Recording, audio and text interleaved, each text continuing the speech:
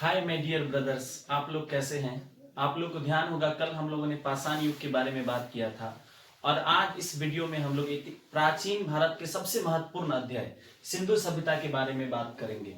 आपको ध्यान रखना है कि प्राचीन भारत का यह सबसे महत्वपूर्ण अध्याय है। इससे सबसे अधिक प्रश्न पूछा जाता है। अगर आप क्वेश्चन बैंक इतिहास का देखते होंगे तो हर एक एग्जाम में जब भी प्राचीन भारत का प्रश्न पूछा जाएगा तो सिंधु सभ्यता या हड़प्पा सभ्यता का एक न एक प्रश्न आपको जरूर मिलेगा, चाहे वो रेलवे का एग्जाम हो या एसएससी का एग्जाम हो या बीपीएससी का एग्जाम हो या बिहार पुलिस बिहार दरोगा का एग्जाम हो या इतिहास के छात्र हैं तो नेट जेआरएफ के एग्जाम में भी सिंधु सभ्यता से कई सारे प्रश्न पूछे जाते हैं। तो आज इस वीडियो में हम लोग सिंधु सभ्यता के बारे में विस्तृत चर्चा करेंगे और आप यकीन मानिए ये वीडियो पूरा देखने के बाद एक भी प्रश्न छूटने की संभावना बिल्कुल भी नहीं है। तो इस वीडियो में शुरू से लेकर अंत तक बने रहिए। अगर आप नोट बनाना चाहते हैं तो अभी कॉपी कलम लेकर बैठ जाइए। मैं हर एक पॉइंट को बहुत ही अच्छे से एक्सप्लेन करूंगा। सारा चीज आप मेरे साथ साथ ही आपका नोट भी बन जाएगा, पढ़ाई भी हो जाएगा। फिर उसके बाद अन्यत्र कहीं देखने की जरूरत नहीं होगी, ना ही कोई नोट्स पढ़ने की जरूरत होगी, ना ही कोई बुक पढ़ने की जरूरत होगी, ना ही कोई अन्य वीडियो देखने की। यह अपने आप में संपूर्ण है। इसके बाद बस एक बार आपको क्वेश्चन बैंक देख लेना है और देखिए आपका कॉन्फिडेंस कितना बढ़ जाता है और आप सारे क्वेश्चन बनाने में सक्षम होंगे। तो चलिए बिना देर किए हुए हम लोग शुरुआत करते हैं। देखिए सिंधु सभ्यता, इसे हड़प्पा सभ्यता भी कहते हैं क्योंकि यह सिंधु नदी के किनारे विकसित हुआ था। अधिकांश नगर जो है सिंधु नदी के किनारे है, इसलिए इसे सिंधु सभ्यता कहते हैं। लेकिन इसमें सबसे पहले हड़प्पा नगर का खोज किया गया, इसलिए इसे हड़प्पा सभ्यता भी कहते हैं। इसे कांस्य युगीन सभ्यता भी कहते हैं क्योंकि इसमें जो औजार का प्रयोग किया गया है वो कांस्य से निर्मित है और कांस्य Cu+Sn तांबा और टीन को मिलाकर मिश्र धातु बनाया जाता है, उसी को कांस्य कहते हैं। तो एग्जाम में कई बार प्रश्न भी आ चुका है कि सिंधु सभ्यता कौन सी सभ्यता है, तो कांस्य युगीन सभ्यता है। इसमें कांस्य के औजार का उपयोग होता था। कांस्य किस चीज से मिलकर बना होता है, तो तांबा और टीन से मिलकर बना होता है। देखिए इसके काल अवधि, इसका पीरियड में बहुत ज्यादा विवाद है। बहुत सारे अलग अलग इतिहासक का अलग अलग मत है, लेकिन जो सबसे सर्वमान्य मत है जो C14 विधि से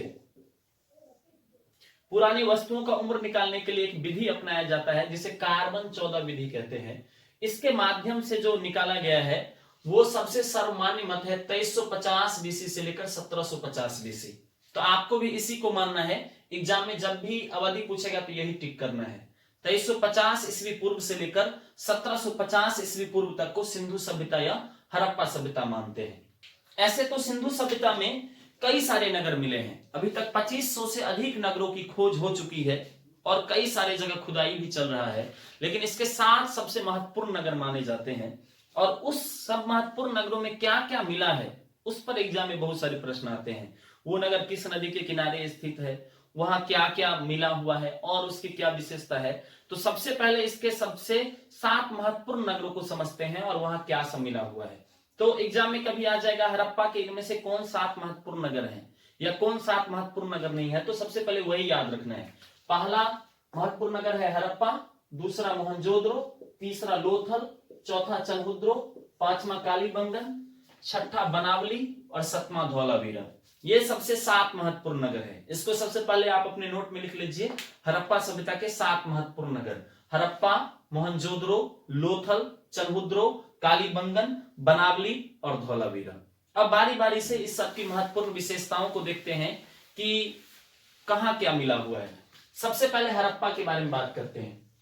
मैंने आपको पहले ही बता दिया है कि इस सभ्यता का नाम हड़प्पा भी क्यों पड़ा है, क्योंकि सबसे पहले हड़प्पा नगर की खुदाई हुई थी। तो हड़प्पा की खोज 1921 ईस्वी में दयाराम सहनी नामक व्यक्ति ने किया था। छोटे मोटे एग्जाम में कई बार ये आ चुका है कि हड़प्पा की खोज किसने किया था, तो 1921 ईस्वी में दयाराम सहनी ने किया था। दूसरा पॉइंट आपको याद रखना है जो एग्जाम में आपसे गलती हो सकता है।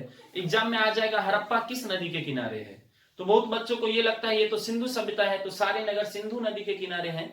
तो ध्यान रखना है हड़प्पा सिंधु नदी के किनारे नहीं है, हड़प्पा रावी नदी के किनारे है। कई बार एग्जाम में प्रश्न आ चुका है तो पूछेगा हड़प्पा किस नदी के किनारे है, तो हड़प्पा रावी नदी के किनारे है। और हड़प्पा से क्या सब मिला है, पक्की ईंट का साक्ष्य मिला है और नटराज की कांस्य प्रतिमा मिली है, यह ध्यान रखना है। दूसरा महत्वपूर्ण नगर मोहनजोदड़ो। आपको यह भी याद रखना है, सिंधु सभ्यता के दो सबसे महत्वपूर्ण नगर अगर पूछे जाए तो एक होगा हड़प्पा और एक होगा मोहनजोदड़ो। इसे जुड़वा राजधानी भी कहते हैं। सबसे पहले आपको याद रखना है कि मोहनजोदड़ो का शाब्दिक अर्थ मृतकों का टीला होता है। ये कई बार एग्जाम में भी आ चुका है कि मोहनजोदड़ो का शाब्दिक अर्थ क्या होता है। तो मोहनजोदड़ो का शाब्दिक अर्थ मृतकों का टीला होता है। और इसकी खोज जस्ट हड़प्पा के बाद 1922 ईस्वी में आर.डी. बनर्जी ने किया था। आर.डी. बनर्जी मीन्स राखलदास बनर्जी। राखलदास बनर्जी ने किया था। और ये आपको विशेष रूप से याद रखना है। देखिए, इसको मैंने बॉक्स में घेर दिया है क्योंकि हड़प्पा की जितनी महत्वपूर्ण विशेषताएं हैं सब मोहनजोदड़ो से ही प्राप्त हुई है। जैसे विशाल स्नानागार का साक्ष्य मिला है, आगे हम विशाल स्नानागार की बात करेंगे।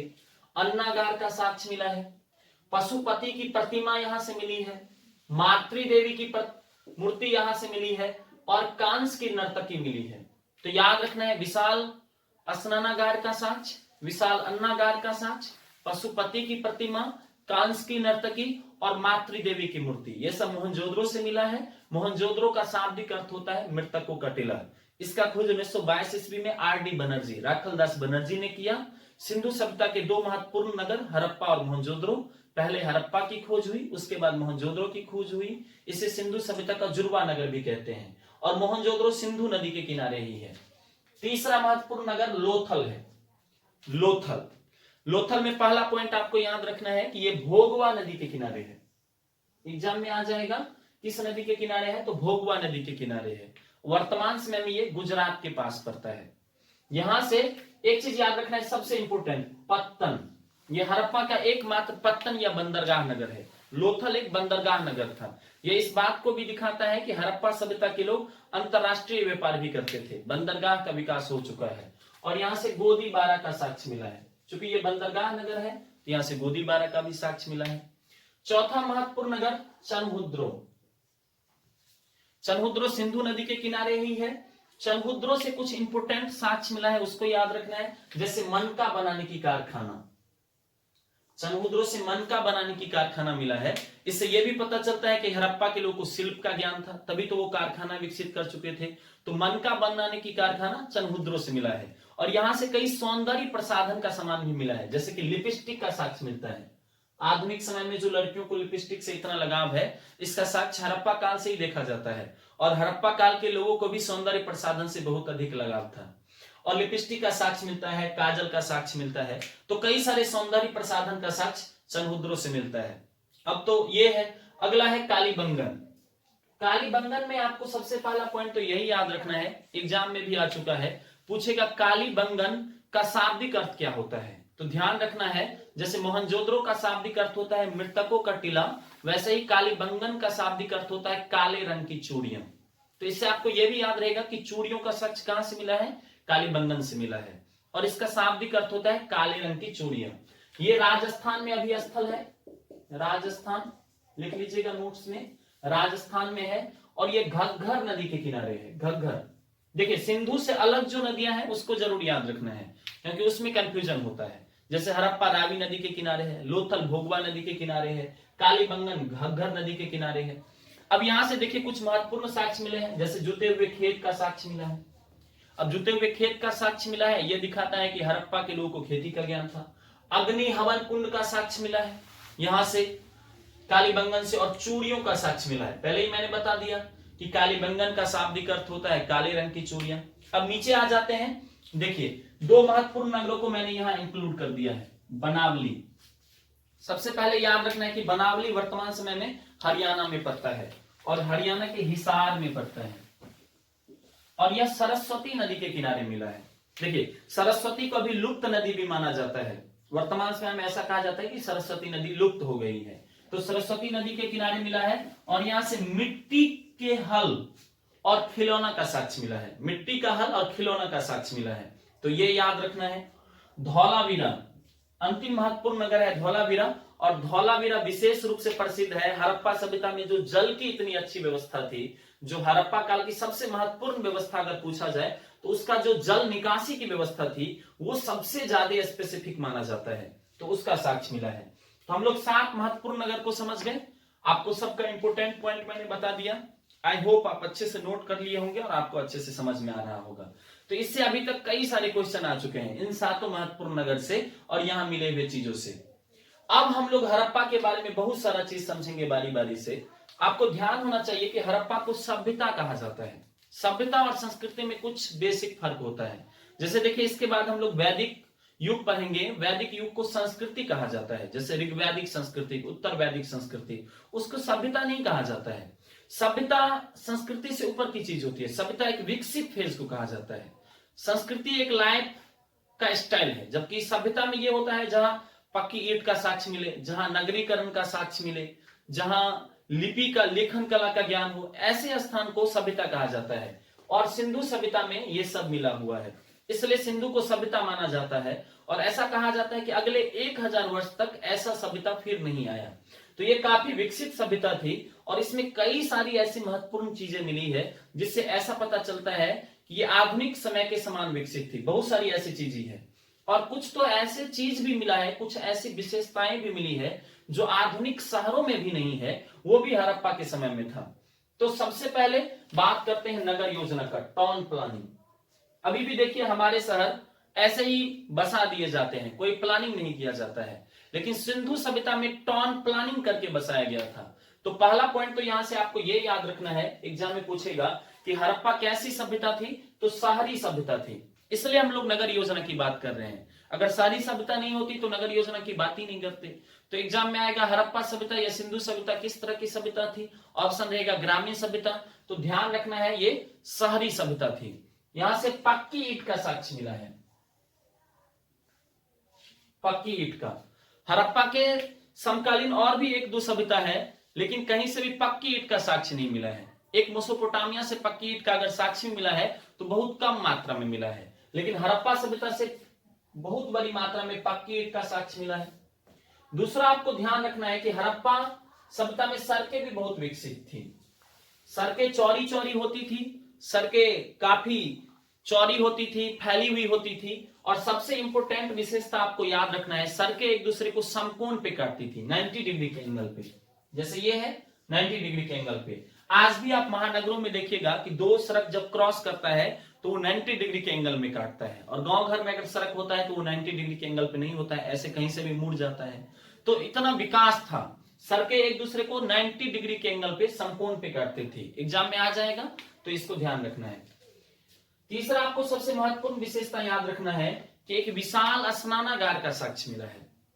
एक विशाल स्नानागार का साक्ष्य जिसका लंबाई 11.88 मीटर लंबा, करीब 12 मीटर लंबा ले सकते हैं, 7.01 मीटर चौड़ा, 7 मीटर चौड़ा ले सकते हैं, और 2.43 मीटर ऊंचा, अर्थात 3 मीटर ऊंचा या गहरा ले सकते हैं। तो ये एक विशाल स्नानागार का साक्ष्य मिला है। इससे ऐसा लगता है कि कभी कभी हड़प्पा सभ्यता के लोग धार्मिक अनुष्ठान पे इसका उपयोग करते होंगे, क्योंकि बहुत बड़ा नहाने का घर है। तो ऐसा लगता है कोई धार्मिक अनुष्ठान होता होगा तो सामूहिक रूप से लोग नहाते होंगे, तो वही इस स्नानागार से पता चलता है। तो एग्जाम में आ जाएगा विशाल स्नानागार का साक्ष्य कहां से मिलता है, तो ये नगर योजना को दिखाता है। और मिलता कहां से है, तो मोहनजोदड़ो से। ये भी याद रखिएगा, ये मैंने ऑलरेडी पहले ही मेंशन कर दिया है। अन्नागार, एक विशाल अन्नागार भी मिला है, और ये हड़प्पा या सिंधु सभ्यता का सबसे बड़ा सार्वजनिक भवन है। विशाल अन्नागार का साक्ष्य मिला है। ये 45.71 मीटर लंबा और 15.23 मीटर चौड़ा है, अर्थात करीब 46 मीटर लंबा, और हम इसे 15 मीटर चौड़ा ले सकते हैं। ये हड़प्पा सभ्यता का सबसे बड़ा सार्वजनिक भवन है। और देखिए ये किस बात को दिखाता है, जैसे देखिए शहर के लोग के घर में आपको कोठी नहीं मिलेगा, रखने के लिए कोई अनाज रखने का स्थान नहीं मिलेगा, क्योंकि वो लोग जितना यूज करते हैं, 5 किलो यूज करते हैं तो 5 ही किलो खरीद के लाते हैं और खा पी के खत्म कर देते हैं। लेकिन गांव में आइएगा तो गांव में कोठी, ठेक और विभिन्न तरह की चीजें मिलती है। क्यों मिलती है, क्योंकि किसान खेती करते हैं और खा पी कर उनको बहुत बच जाता है, तो वो रखने के लिए ऐसा निर्माण करते हैं। तो यहाँ भी विशाल अन्नागार का साक्ष्य मिला है। ये इस बात को दिखाता है कि हड़प्पा सभ्यता के लोग काफी समृद्ध थे और काफी उपज होता था, और इतना उपज होता था कि खा पी कर बच जाता था, इसलिए तो अन्नागार का साक्ष्य मिला है। कल मैंने आपको नवपाषाण युग बताया था और वहां से खेती की शुरुआत हुई थी। सबसे पहली बार खेती का साक्ष्य नवपाषाण युग से ही मिलता है, लेकिन वहां अन्नागार का साक्ष्य नहीं मिलता है। तो इसका मतलब यही है कि नवपाषाण युग में खेती तो होती थी, लेकिन खा पी कर कुछ नहीं बचता था।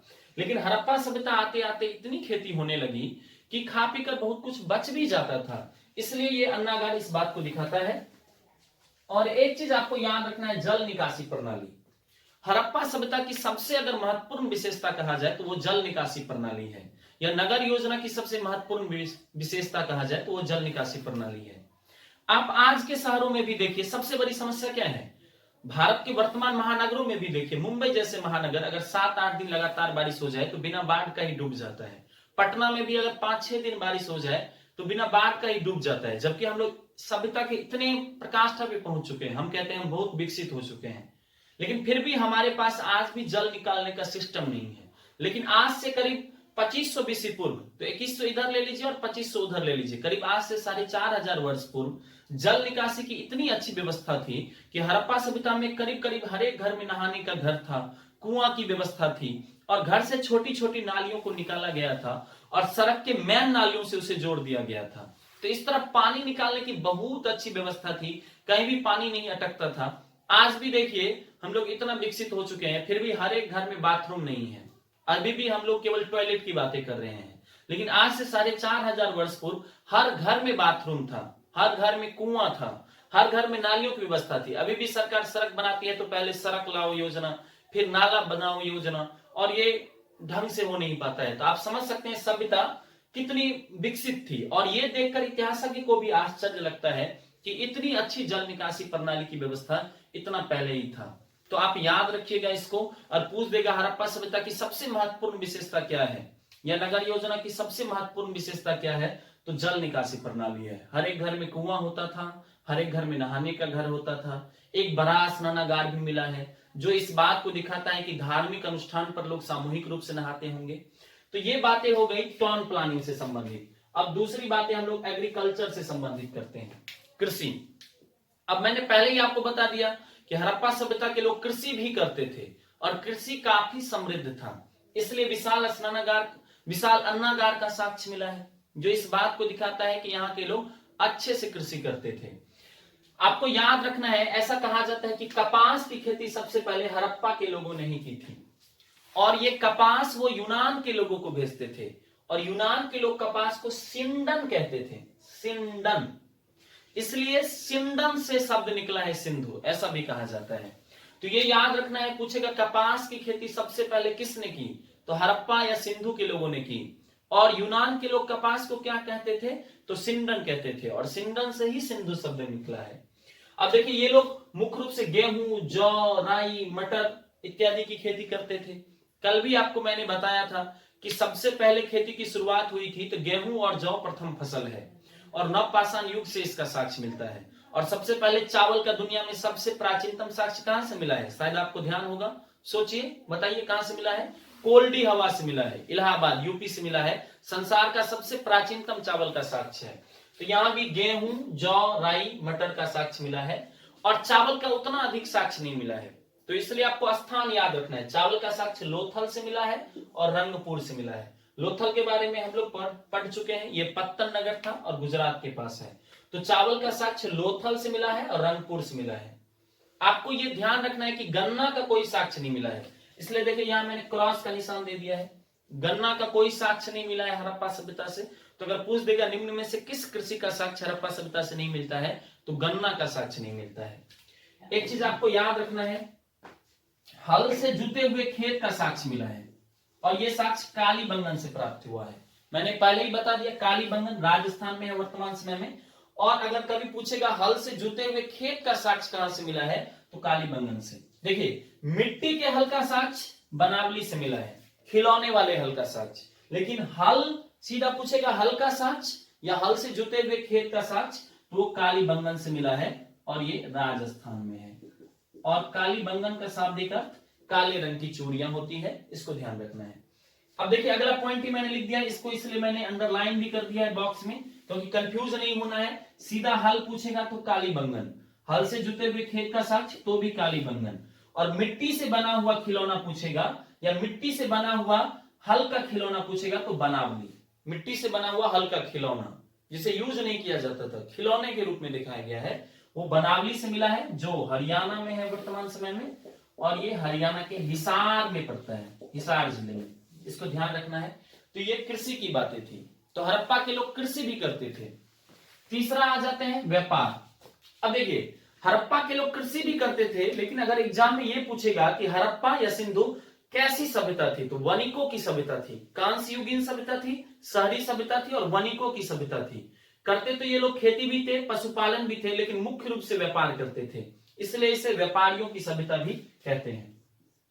लेकिन आपको एक पॉइंट याद रखना है, आपको इतना सुन के लगा होगा कि हड़प्पा सभ्यता इतनी विकसित है तो मुद्रा विनिमय प्रणाली होगा, सिक्का का प्रयोग होता होगा, मॉनेटरी सिस्टम होगा, लेकिन ये ध्यान रखना है कि मुद्रा विनिमय प्रणाली हड़प्पा सभ्यता में नहीं था, वस्तु विनिमय होता था।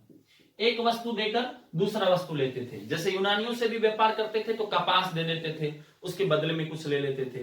तो वस्तु विनिमय मतलब होता है एक वस्तु देकर दूसरा वस्तु लेना, तो बार्टर सिस्टम था। तीसरा आपको ये याद रखना है कि हड़प्पा के लोग घरेलू व्यापार भी करते थे और अंतरराष्ट्रीय व्यापार भी करते थे, मतलब अपने देश के अंदर भी व्यापार करते थे और दूसरे देश के लोगों से भी व्यापार करते थे। और मुख्य रूप से हड़प्पा के व्यापार का साक्ष्य जो मिलता है उसके समकालीन सभ्यता मेसोपोटामिया, दुनिया की सबसे प्राचीन सभ्यता में हड़प्पा की सभ्यता, मिस्र की सभ्यता, मेसोपोटामिया की सभ्यता, ये सब माना जाता है। तो मेसोपोटामिया और मेसोपोटामिया में ये दो जो स्थान मिला है इसको अनिवार्य रूप से याद रखिएगा, दिलमन और माकन। ये दिलमन और माकन से साक्ष्य मिलता है कि दिलमन और माकन का व्यापार जो है वो मेलुहा नामक स्थान से होता था, और ये मेलुहा जो है ये सिंधु क्षेत्र का ही प्राचीन नाम है। तो कभी दे देगा मेसोपोटामिया या ऐसे दे देगा किस दो स्थान से हड़प्पा का व्यापार होता था, तो दिलमन और माकन। दिलमन और माकन क्या है, तो दो महत्वपूर्ण व्यापारिक केंद्र है, नगर है जहां से हड़प्पा का व्यापार होता था। पूछ देगा मेलुहा का अर्थ क्या है, तो सिंधु क्षेत्र का प्राचीन नाम है जो मेसोपोटामिया की सभ्यता से ऐसी जानकारी मिलती है। आपको याद रखना है किन किन चीजों का व्यापार होता था, किन किन चीजों का लोग आयात करते थे, निर्यात करते थे। मैंने बता दिया कपास ये लोग भेजते थे, जैसे कपास यूनानी लोगों को भेजते थे, वो लोग इसे सिंडन कहते थे। ये लोग चांदी, टीन, अब देखिए कांसा बनाने के लिए तांबा और टीन मिलाकर कांसा बनाया जाता है, तो टीन प्लस सोना, सोना सबकी इन लोगों को जानकारी थी, चांदी की जानकारी थी, तांबा की जानकारी थी, सोना की जानकारी थी, सीसा की जानकारी थी, टीन की जानकारी थी, तो ये सब ये लोग आयात करते थे। लाजवर्द आपको याद रखना है अनिवार्य रूप से, एग्जाम में पूछ देगा लाजवर्द का व्यापार किस सभ्यता में किया जाता था, तो हड़प्पा सभ्यता में। और सबसे इंपोर्टेंट सेल खरी, सेल खरी का साक्ष्य मिलता है, ये सबसे इंपोर्टेंट है, याद रखना है। हड़प्पा के लोग सेल खरी का भी व्यापार करते थे, तो ये इंपोर्टेंट है, एक चीज याद रखना है। यहां एक चीज और आपको याद रखना है कि हड़प्पा सभ्यता से कोई सिक्का नहीं मिला है। आपको ये अगर ऐसा भी मन में आ सकता है कांस्य युगीन सभ्यता है, तो एग्जाम में आ जाएगा कि हड़प्पा की सिक्का किस धातु से बना होता था, तो आपको लगेगा कांसा का बना होता था। तो याद रखिए हड़प्पा से सिक्का नहीं मिला है। सिक्का महात्मा बुद्ध बौद्ध काल में आहत का सिक्का मिलता है, वो मतलब सभ्यता का सबसे प्राचीन सिक्का है, तो वहां हम लोग बात करेंगे। सोना का साथ सोना, चांदी, टीन, कांसा सब कुछ का इन लोगों को ज्ञान था, लेकिन ये लोग सिक्कों में व्यापार नहीं करते थे, ये लोग वस्तु विनिमय प्रणाली करते थे, और ये लोग कांसा से औजार बनाते थे। तो ये आपको ध्यान रखना है, कभी एग्जाम में आ जाएगा तो इसको याद रखिएगा कि ये लोग वस्तु विनिमय प्रणाली करते थे, मुद्रा विनिमय प्रणाली का इन लोगों को ज्ञान नहीं था। और ये भी एक ध्यान रखना है, कभी एग्जाम में ऐसा कई बार 2-3 बार मैंने देखा है, प्रश्न भी आ चुका है, ऐसा देगा कि हड़प्पा सभ्यता के लोगों को किस धातु का ज्ञान नहीं था, तो लोहा का ज्ञान नहीं था। लोहा का ज्ञान 1000 बीसी के बाद ही हुआ है, आगे हम लोग वो पढ़ेंगे। सोना का ज्ञान था, चांदी का ज्ञान था, टीन का ज्ञान था, तांबा का ज्ञान था, सीसा का ज्ञान था, लेकिन लोहा का ज्ञान इन लोगों को नहीं था। लोहा का आविष्कार होने से अचानक इतिहास में बहुत सारा परिवर्तन हुआ, राज्यों का निर्माण हुआ, खेती में तेजी आई, वो सब आगे डिटेल से डिस्कस करेंगे। तो ये एग्जाम में आ चुका है, तो याद रखिएगा लोहा का ज्ञान हड़प्पा सभ्यता के लोगों को नहीं था। अब हम अगली बात करते हैं धार्मिक प्रथा, रिलीजियस सिस्टम। सबसे पहले एक चीज याद रखना है कि हड़प्पा के सभ्यता से मंदिर का कोई साक्ष्य नहीं मिला है, मंदिर का साक्ष्य नहीं मिला है। तो एग्जाम में पूछ देगा मंदिर का साक्ष्य, तो याद रखना है मैंने क्रॉस का साइन दे दिया है, यहां से किसी भी मंदिर का साक्ष्य नहीं मिलता है। यहां से किन किन चीजों का साक्ष्य मिलता है, पशुपति की प्रतिमा मोहनजोदड़ो से, पशुपति की प्रतिमा, और ये माना जाता है कि शिव भगवान का प्राचीन रूप होगा, क्योंकि इस पशुपति में 3 सिंह को दिखाया गया है, एक साइड बाघ है, एक साइड हाथी है, एक साइड गेंडा है, तो ऐसा माना जाता है कि शिव भगवान का प्राचीन रूप ये होगा। तो पशुपति की प्रतिमा अर्थात ये लोग शिव भगवान की पूजा करते थे, लेकिन शिव भगवान के प्राचीन रूप को। दूसरा, मातृ देवी की मूर्ति। एक मातृ देवी की मूर्ति मिली है, तो इससे यह माना जाता है कि हड़प्पा काल में महिलाओं को आदर और सम्मान दिया जाता था। और एक विशेष तरह की मूर्ति मिली है मातृ देवी की, जिसके गर्भ से एक अनाज का पौधा निकलता हुआ दिखाया गया है। तो संभवतः माना जाता है कि यह धरती मां की मूर्ति होगी, क्योंकि धरती मां को ये लोग उर्वरता की देवी मानकर पूजा करते थे। तो कभी ऐसा भी एग्जाम में आ सकता है कि मातृ देवी की मूर्ति किस चीज को दिखाता है, तो पृथ्वी माता को। तो पृथ्वी माता को क्या मानकर पूजा करते थे, तो उर्वरता की देवी, क्योंकि उनसे इनकी खेती होती थी। तीसरा आपको याद रखना है, ये लोग प्रकृति के पूजक थे। हड़प्पा सभ्यता से विष्णु, कृष्ण, राम इसके पूजा का कोई साक्ष्य नहीं मिलता है। ये लोग प्रकृति के पूजक थे, जैसे नाग की पूजा करते थे, नदियों की पूजा करते थे, सूर्य की पूजा करते थे, चंद्रमा की पूजा करते थे, पीपल के वृक्ष की पूजा करते थे। तो प्रकृति में जो चीज इन्हें दिखता था, जिनसे इन्हें मदद मिलती थी, उनका ये लोग पूजा करते थे। और एक चीज और याद रखना है, जो मैंने आपको यहां लिख दिया है, कि ये लोग जैसे आगे हम लोग पढ़ेंगे धर्म में, वैदिक धर्म में भी पढ़ेंगे, महात्मा बुद्ध में भी पढ़ेंगे, जैसे धर्म में मुक्ति, मोक्ष, निर्वाण इस सब की बातें की जाती है, लेकिन ये लोग सांसारिक कामना से भगवान की पूजा करते थे। एग्जाम में आएगा हड़प्पा के लोग किस वजह से पूजा करते थे, तो संसारिक कामना से। संसारिक कामना हुआ जैसे कि आप कोई कोबला करते हैं, जैसे आपका तबीयत खराब हुआ, आप एक कोबला करते हैं कि मेरा तबीयत ठीक हो जाएगा तो एक दिन फास्टिंग रख लेंगे, अच्छा रिजल्ट आ जाएगा तो ये करेंगे, तो ये संसारिक कामना हुआ। और एक हम लोग इसलिए पूजा करते हैं कि हमें जन्म मरण के चक्कर से मुक्ति मिल जाए, हमें मोक्ष प्राप्त हो जाए, आत्मा परमात्मा, तो ये सब इस तरह की बातें अभी नहीं थी। ये लोग जैसे शारीरिक क्लेश से मुक्ति पाने के लिए, खेतों की उपज बढ़ाने के लिए, व्यापार में वृद्धि के लिए पूजा करते थे। तो एग्जाम में आएगा किस वजह से पूजा करते थे, तो संसारिक कामना से। आपको याद रखना है, ये लोग लिंग पूजा भी करते थे। लिंग पूजा का साक्ष्य मिला है, जो शिव भगवान का अभी भी देखिए लिंग पूजा होता है। तो ये जो अभी भी होता है, ये सिंधु सभ्यता के समय से ही चला आ रहा है। और स्वास्तिक, अभी भी जो हम लोग स्वास्तिक चिन्ह का प्रयोग करते हैं, ये हड़प्पा सभ्यता की ही देन है, उसी समय से ये चला आ रहा है। और सबसे इंपॉर्टेंट, इसको नहीं भूलना है, कुबर वाले सांड को ये लोग बहुत ही ज्यादा श्रद्धा भरी नजरों से देखते थे और पूजा करते थे। आज के समय में भी देखिए, आधुनिक समय में भी हिंदू कुबर वाले सांड के प्रति बहुत अधिक श्रद्धा का भाव रखते हैं। और कुबर वाला सांड जब भी आता है तो लोग उसे प्रणाम करते हैं, रास्ता दे देते हैं, उन्हें दान दिया जाता है। तो ये हड़प्पा सभ्यता से ही चला आ रहा है। हड़प्पा सभ्यता के लोग कुबर वाले सांड की पूजा करते थे। कुबर वाले बैल भी मान सकते हैं, उसकी पूजा करते थे। लेकिन एक बात याद रखना है, क्योंकि हम लोग वैदिक काल में अभी अगले चैप्टर में पढ़ेंगे कि वैदिक काल में गाय का बहुत अधिक महत्व था। लेकिन इधर गाय का पालन तो होता था, लेकिन गौ पूजा का कोई साक्ष्य नहीं मिलता है। तो हड़प्पा सभ्यता में गौ पूजा नहीं की जाती थी, लेकिन गौ का साक्ष्य मिलता है, इसको ध्यान रखना है। तो ये धार्मिक प्रथा थी, इसको याद रखना है। धर्म में कोई आडंबर नहीं था, मंदिर नहीं बनाते थे लोग, तो इसको ध्यान रखना है। अगला, अब देखिए ये सबसे लास्ट बातें हैं, अन्य बातें, इसमें हड़प्पा से संबंधित जितनी सारी बातें हैं जिससे एग्जाम में क्वेश्चन बन सकता है, उस सबको एक्सप्लेन कर देता हूं। सबसे पहले देखिए, हड़प्पा से लिपि मिला है। इससे ये पता चलता है कि हड़प्पा के लोगों को लेखन का ज्ञान था। कभी एग्जाम में पूछ देगा क्या हड़प्पा के लोगों को लेखन का ज्ञान था, तो यस, हड़प्पा के लोगों को लेखन का ज्ञान था। लेकिन हम वैदिक काल पढ़ेंगे, वैदिक काल में लोगों को लेखन का ज्ञान नहीं था। हड़प्पा से कौन सा लिपि मिला है, भाव चित्रात्मक। हड़प्पा से भाव चित्रात्मक लिपि मिला है। इसमें लिखने से ज्यादा चित्रों को दिखाया गया है, चित्र के माध्यम से बातों को समझाया गया है, लिखा कम गया है। लेकिन अभी तक हड़प्पा के लिपि को पढ़ा नहीं जा सका है, तो यह ध्यान रखना है एग्जाम में। जैसे कल भी मैंने आपको बताया था कि इतिहास का एक फेज होता है, जैसे एक है प्राक ऐतिहासिक काल जिसमें लिखित साक्ष्य प्राप्त ही नहीं हुआ है, और एक फेज होता है आद्य ऐतिहासिक जिसमें लिखित स्रोत तो प्राप्त हुआ है लेकिन उसे पढ़ा नहीं जा सका है, तो उसको हम लोग आद्य ऐतिहासिक काल कहते हैं। तो हड़प्पा और सिंधु सभ्यता को आद्य ऐतिहासिक काल में रखा जाता है, क्योंकि इसमें लिखा हुआ लिपि तो प्राप्त हुआ है लेकिन अभी तक उसे पढ़ा नहीं जा सका है।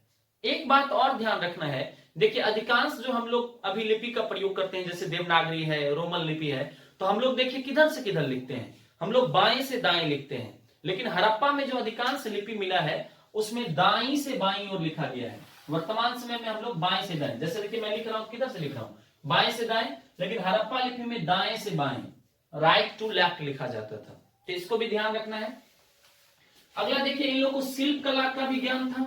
कभी पूछ देगा क्या हड़प्पा के लोग को शिल्प कला का ज्ञान था? तो था।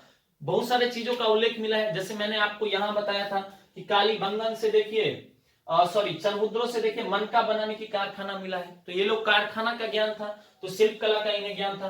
कांस का औजार मिला है, हड़प्पा को कांस युगीन सभ्यता कहा जाता है। तांबा प्लास्टिन मिलाकर ये लोग औजार बना लेते थे। आभूषण ये लोग बनाते थे, सोना चांदी का आभूषण बनाते थे, तो आभूषण का भी साक्ष्य मिला है। नाव बनाने का इन्हें ज्ञान था, ये लोग नाव का निर्माण करते थे। लोथल से देखिए नाव का साक्ष्य मिला है। बंदरगाह नगर है, नाव के द्वारा ये लोग जल मार्ग से एक स्थान से दूसरे स्थान पर व्यापार करते थे, तो नाव का साक्ष्य मिला है। तो ये याद रखिएगा, इन्हें शिल्प कला का भी ज्ञान था। अगला याद रखिएगा मुहरे, यहां से बहुत अधिक मुहर मिली है, और मुहर सारा जो है वो सेल खड़ी की बनी हुई है, तो ये याद रखिएगा। पूछेगा हड़प्पा की मुहर किस चीज की बनी हुई है, तो सेल खड़ी की बनी हुई है, और सेल खड़ी का ये लोग आयात भी करते थे। और इस पे बहुत सारा चित्र होता था, प्रकृति का चित्र, जैसे कुबर वाले बैल का चित्र होता था, एक सिंह वाले गेंडा का चित्र होता था, तो इस पे बहुत सारा चित्र दिया रहता था। एक चीज आपको और याद रखना है, दाह संस्कार। हड़प्पा सभ्यता से 3 तरह के दाह संस्कार का उल्लेख मिलता है। जैसे एग्जाम में कभी पूछ देगा ना कि हड़प्पा में किस तरह के दाह संस्कार का उल्लेख मिलता है, तो मन में ये आ जाएगा कि ये तो हिंदुओं की सभ्यता थी, अब हिंदू जैसा कोई वर्ड तो मिला नहीं है, तो लगेगा कि इसमें जलाया ही जाता होगा, तो ऐसा नहीं है। 3 तरह के दाह संस्कार का साक्ष्य मिला है। सबसे पहला है दाह संस्कार, जैसे कि आधुनिक समय में भी हिंदुओं में जला दिया जाता है, तो उसका साक्ष्य मिला है कि एक तरीका था जिसमें लोगों को पूरी तरह से जला दिया जाता था, जैसे अभी भी हिंदुओं में जला दिया जाता है। दूसरा पूर्ण समाधिकरण, जैसे अभी वर्तमान समय में भी क्या किया जाता है, जैसे मुस्लिम को दफना दिया जाता है, उसी तरह दफनाया भी जाता था। तो इसमें क्या किया जाता था, व्यक्तियों को दफना दिया जाता था। और तीसरा है आंशिक समाधिकरण, इसमें क्या किया जाता था, मरे हुए व्यक्ति को पहले कुछ दिनों तक खुले में छोड़ दिया जाता था। तो जो जंगली जानवर होते थे, शेर वगैरह, वो पहले इंसान का मांस वगैरह खा जाते थे, कौवा वगैरह, तो इससे क्या हो जाता था, उसके उस पोर्शन का यूज हो जाता था। फिर जो चीज बच जाता था उसे जला दिया जाता था या दफना दिया जाता था, तो उसे दफना दिया जाता था, तो ये आंशिक समाधिकरण है। तो आपको याद रखना है 3 तरह के शवदाह का साक्ष्य मिला है, जिससे सबको दफनाया जाता था। एक तो जलाने का, दूसरा दफनाने का, और तीसरा पहले खुला में छोड़ देना और बचे हुए चीज को दफना देना। और 2 चीज जो मैंने कल भी आपको याद होगा, मैंने बताया था कि नवपाषाण काल में भी बुर्ज होम जो जम्मू कश्मीर में है, वहां कुत्ता के साथ मालिक को दफनाने का साक्ष्य मिला है। तो यहां भी ऐसे 1-2 साक्ष्य मिलता है। रोपर से मालिक के साथ कुत्ता को दफनाने का साक्ष्य मिला है। कहां से? रोपर से। और लोथल से मृतक के साथ बकरा को दफनाने का साक्ष्य मिला है। तो लोथल की कई बार चर्चा हो गई, तो याद रखना है, रोपर से मालिक के साथ कुत्ता को दफनाने का साक्ष्य मिला है, और लोथल से मृतक के साथ बकरा को दफनाने का साक्ष्य मिला है। तो ये हड़प्पा सभ्यता से संबंधित सारी महत्वपूर्ण बातें थी, इसको हम लोगों ने कवर कर लिया। इसमें हम लोगों ने देखा हड़प्पा, उसका काल टाइम, फिर कहां कहां कौन स्थान मिला है, कौन महत्वपूर्ण नगर है, फिर हड़प्पा की क्या सब विशेषता है, नगर योजना, कृषि, व्यापार, धार्मिक प्रथा, फिर उसका लिपि वगैरह। याद रखिएगा, कहीं पूछेगा हड़प्पा के कला की सबसे मुख्य पहचान क्या है, तो वो कांस की प्रतिमा है। कांस की एक प्रतिमा मिली है, एक महिला की, नर्तकी की, वो हड़प्पा की कला के मुख्य बात को दिखाता है। अब हम देख लेते हैं कि इतनी अच्छी सभ्यता का विनाश कैसे हुआ, इतनी विकसित सभ्यता का अचानक पतन हो गया, और ऐसा सभ्यता लगातार 1000। अब देखिए, हम लोगों ने हड़प्पा के सभी विशेषताओं को देख लिया, और इतनी विकसित सभ्यता का पतन कैसे हो गया, इस पे बहुत ज्यादा विवाद है। अलग अलग इतिहासकारों का अलग अलग मत है, क्योंकि इतनी विकसित सभ्यता का अचानक से पतन हो गया, और ऐसी विकसित सभ्यता 600 ईसा पूर्व में जाकर ही फिर से आई, करीब करीब 1000 वर्षों के बाद। तो इस पे कई सारे वाद विवाद हैं, हम लोग सभी कारणों पे देख लेते हैं। कुछ इतिहासकारों का ऐसा मानना है कि आक्रमण की वजह से, हड़प्पा सभ्यता पर विदेशियों ने आक्रमण किया, इसके वजह से हड़प्पा सभ्यता का पतन हो गया। और इनका ऐसा मानना है कि वैदिक सभ्यता को लाने वाले जो आर्य थे, उन्होंने हड़प्पा सभ्यता पर आक्रमण किया, और उनके पास घोड़ा था, रथ था, तो वो इस युद्ध में जीत गए और उन्होंने हड़प्पा सभ्यता का पतन कर दिया। लेकिन ये इनवैलिड माना जाता है, इस पे बहुत विवाद है, क्योंकि हड़प्पा सभ्यता का कार्यकाल 1750 बीसी माना जाता है, 1750 बीसी तक, जबकि आर्यों के आगमन का काल 1500 बीसी माना जाता है। तो दोनों के बीच में 250 वर्ष का अंतर है। तो जब दोनों के बीच में 250 वर्ष का अंतर है, तो आर्यों ने कैसे आक्रमण किया होगा? तो ये है लेकिन ये भी एक सिद्धांत है, लेकिन इस पे कोई भी मान्यता नहीं है। दूसरा है बाढ़। ऐसा कहा जाता है कि हड़प्पा सभ्यता सभी अधिकांश महत्वपूर्ण नगर नदियों के किनारे थी, तो नदियों में बाढ़ आने की वजह से अधिकांश नगर डूब गए होंगे और इस वजह से पतन हो गया होगा इस सभ्यता का। तीसरा जो विचार है वो है भूकंप का। भूकंप आया होगा, भूकंप आने की वजह से महत्वपूर्ण नगर दब गए और इस तरह से हड़प्पा सभ्यता का अचानक सडनली पतन हो गया। महामारी। ऐसा कहा जाता है, अभी तो आपको पता चल ही गया होगा कि महामारी का कितना प्रकोप होता है। कोरोना वायरस में आप प्रभाव समझे होंगे महामारी का। तो ऐसा कहा जाता है किसी विशेष तरह की महामारी आई होगी जिसके वजह से हड़प्पा सभ्यता का अचानक पतन हो गया और सारे लोग मारे गए और विनाश हो गया। और एक महत्वपूर्ण जो कहा जाता है वो है जलवायु परिवर्तन। कुछ इतिहासज्ञ का मानना है कि अचानक से जलवायु परिवर्तन हुई, गर्मी की मात्रा में बहुत अधिक वृद्धि हुई और हड़प्पा के लोग उसके अनुसार अपने आप को ढाल नहीं पाए, जिसके वजह से हड़प्पा सभ्यता का पतन हो गया। जैसे देखिए वर्तमान समय में भी क्या कहा जाता है, वैज्ञानिकों का ऐसा कहना है कि जिस तरह से टेम्परेचर बढ़ रहा है, 2 डिग्री सेल्सियस और बढ़ जाए तो 50 वर्ष के अंदर पृथ्वी का विनाश हो जाएगा। तो ऐसा कहा जाता है कि कुछ इसी तरह हड़प्पा सभ्यता में भी हुआ होगा, तो उस वजह से हड़प्पा सभ्यता का अचानक पतन हो गया। लेकिन इसमें से किसी भी एक चीज पे सभी इतिहासज्ञों का सर्वमान्य मत नहीं है। एक पे है कि आक्रमण की वजह से नहीं हुआ होगा, ये कैंसिल हो गया है, लेकिन बाढ़, भूकंप, महामारी, जलवायु परिवर्तन ये सभी कारण माने जाते हैं। तो ये आप ध्यान रखिएगा, कभी एग्जाम में आ जाएगा तो इस 4 को देखिएगा, फिर इनमें से सभी ऑप्शन होगा तो उसको आप टिक कर सकते हैं। तो आज हम लोगों ने हड़प्पा सभ्यता के बारे में पूरे विस्तार से पढ़ा। इससे एग्जाम में बाहर कुछ भी नहीं आएगा। अगर आप अच्छे से पढ़ लेंगे, नोट्स बना लेंगे, उसको रिवाइज कर लेंगे, प्रीवियस ईयर का क्वेश्चन देख लेंगे, तो ये एक महत्वपूर्ण अध्याय है और इससे बाहर कुछ नहीं आएगा। तो अगर आपको कोई भी डाउट हो तो आप कमेंट सेक्शन में भी पूछ सकते हैं। बारी बारी से मैं हर का वीडियो लेके आऊंगा। जैसे अगला वीडियो ऋग्वैदिक काल पे बनाऊंगा, फिर उत्तर वैदिक काल पे बनाऊंगा। तो आप लोग कमेंट सेक्शन में ये जरूर बताइएगा कि आपको वीडियो कैसा लग रहा है, आपको तैयारी करने में कुछ मदद मिल रही है कि नहीं। और आप लोगों से रिक्वेस्ट है कि इस लिंक को अपने दोस्तों के साथ शेयर कीजिए, चैनल को सब्सक्राइब भी कीजिए, क्योंकि अगर आप लोग अच्छे से देखेंगे, आप लोग फीडबैक देंगे तो मेरा भी उत्साहवर्धन होगा और मैं अधिक से अधिक वीडियो बनाऊंगा, दूसरा सेक्शन पर भी बनाऊंगा और प्रीवियस ईयर का क्वेश्चन भी मैं डिस्कस करूंगा। तो आप लोगों को कहीं भी भटकने की जरूरत नहीं होगी। संपूर्ण तैयारी यूपीएससी के पीटी तक का इस वीडियो के माध्यम से हो जाएगा। तो आज के लिए इतना ही। आप सभी लोगों को वीडियो देखने के लिए तहे दिल से शुक्रिया। फिर कल मिलते हैं एक नए उत्साह के साथ और एक नए वीडियो के साथ। तो स्क्रीनशॉट लेना चाहते हैं तो ले सकते हैं। Thanks once again everyone. मिलते हैं कल।